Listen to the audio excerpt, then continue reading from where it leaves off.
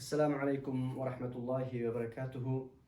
أيها الإخوة والأخوات، اليوم نحن في البرنامج ماذا تعني قضية التركستان الشرقية للمسلمين.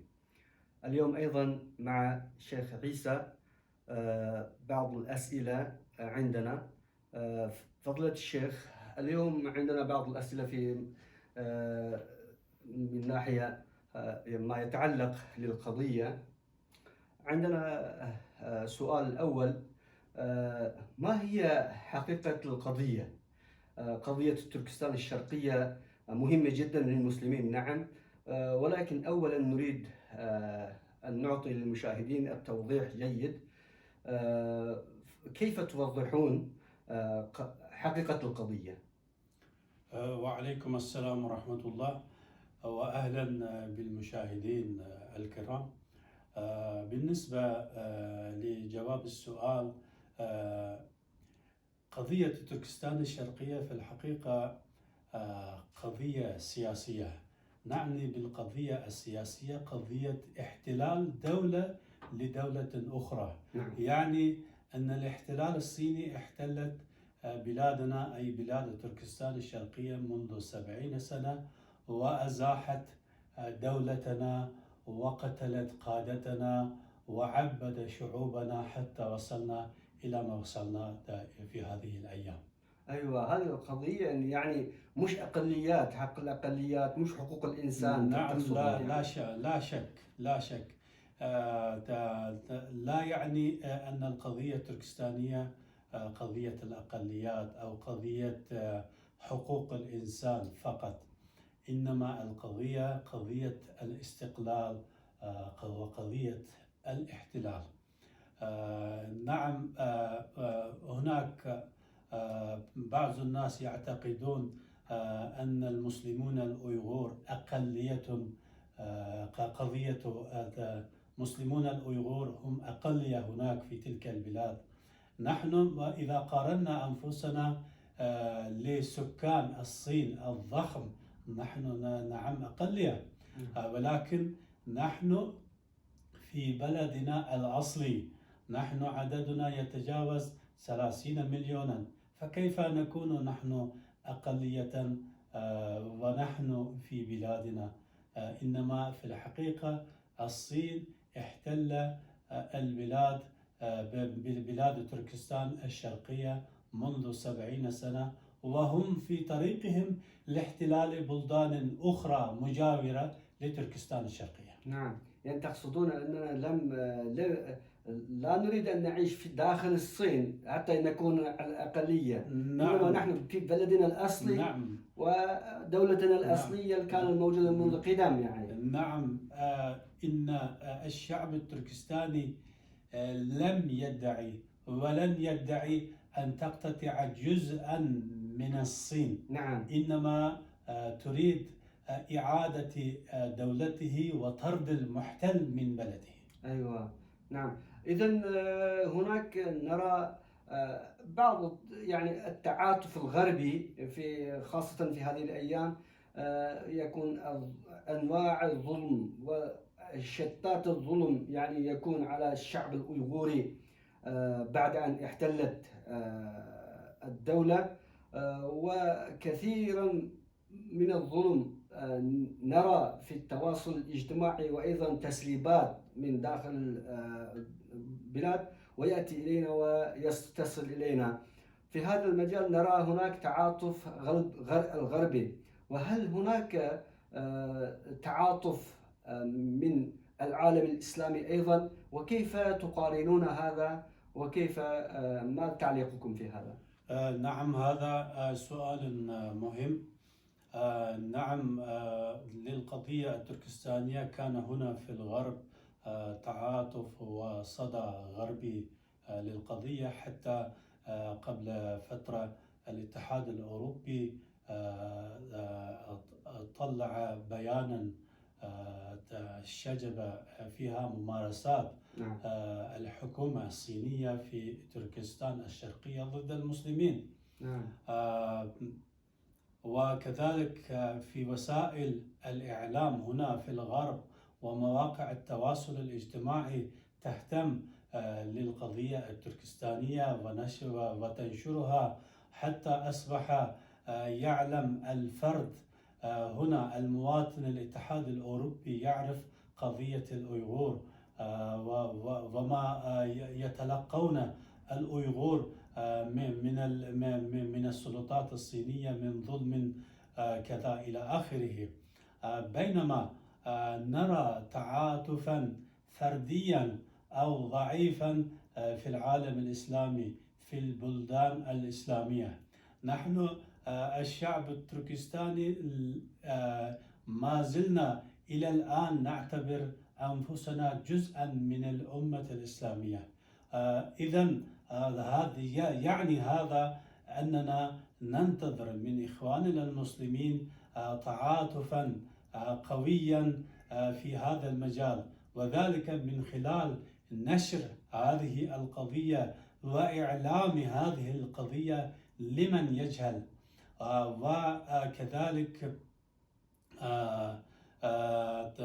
تنظيم المظاهرات وتأسيس لجان لمتابعة القضية التركستانية.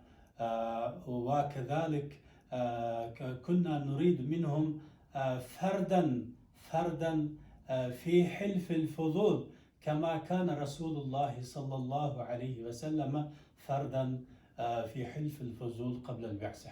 نعم، شكرا للمعلومات القيمة.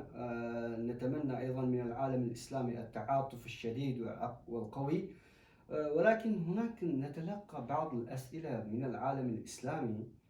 هناك هذه القضية قضية لعبة في يد الغرب، هم يقولون هكذا، فماذا تشرحون هذا الكلام؟ لا أبدا، قضية تركستان الشرقية ليست لعبة أو ليست أداة ضغط للحكومة الصينية، إنما القضية التركستانية قضية ظلم أو قضية موت أو قضية وجود.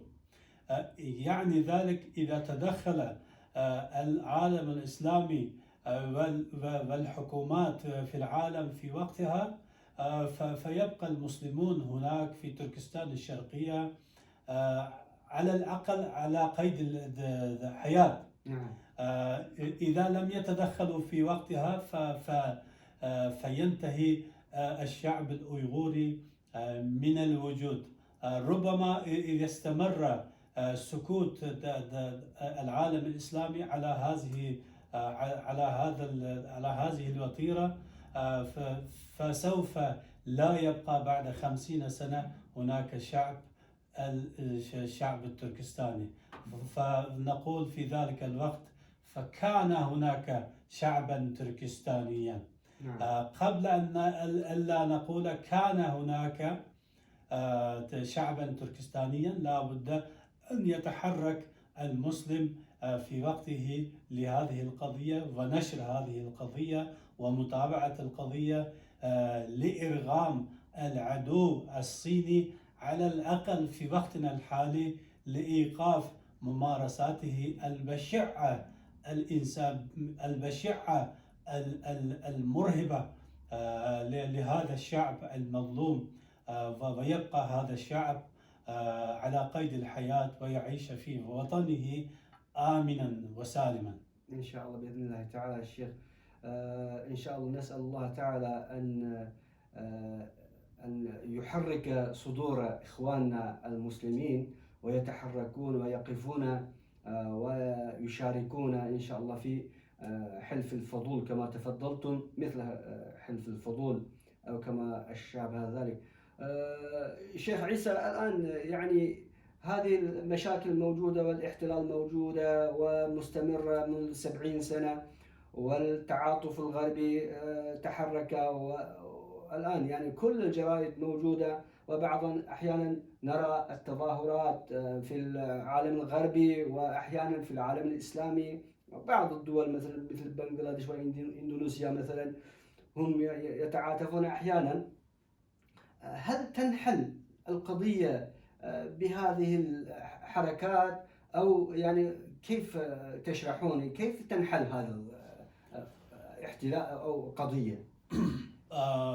أولا تنحل قضية تركستان الشرقية برحيل المحتل من بلادنا. نعم. ولكن حاليا لا يرى ذلك على الأفق، ولكن هذا لا يعني أن القضية يبقى ميتا حتى ينتهي. لا بد أن نحرك القضية. نعم، هناك تظاهرات واحتجاجات كذا إلى آخره. نعم، حتى التظاهرات والاحتجاجات نوع من الاستنكار. نعم. الاستنكار في الأخير يؤدي إلى التأثير في قرارات السلطات الصينية. نعم. وتعاملها مع المسلمين في تركستان الشرقية. تفيد شيئا نعم، ما. تفيد شيئا ما. إذا تظاهر مثلا 1,000,000 مسلم، أيوة. أو 5,000,000 مسلم في العالم الإسلامي في اليوم الواحد أمام السفارات الصينية، فنرى عجبا عجاب. صحيح. فيحسب الصين 1000 حساب في الظلم في تركستان الشرقية. فتقول نعم، هناك لهؤلاء إخوان لهم في هذه البلاد. فإذا استمرينا على هذا النهج فسنخسر تجارتنا، فسنخسر علاقتنا مع الشعوب الإسلامية. فأعتقد تنحل القضية جزءا ما تنحل القضية إذا استنكر شعوب العالم الإسلامي وعرف هذه القضية وآمن في هذه القضية. أعتقد يفيد على إخوانهم في تركستان الشرقية، فتنعكس سياسة الصين في تعاملهم مع الشعب الأيغوري. يعني على الأقل يتخفف الظلم يعني. نعم، نحن في الوقت الحالي الشعب التركستاني لا يطلب من العالم الإسلامي طرد المحتل، تعاونهم مع الشعب التركستاني في طرد المحتل. نعم. نحن في الوقت الحالي نريد أن يخفف الظلم نوعا ما، ونبقى ونعيش في بلادنا سالما وآمنا. لا يتدخل الصينيون في شؤوننا الداخلية، حتى في بيوتنا كما حدث في هذه الأيام. صحيح. إن شاء الله.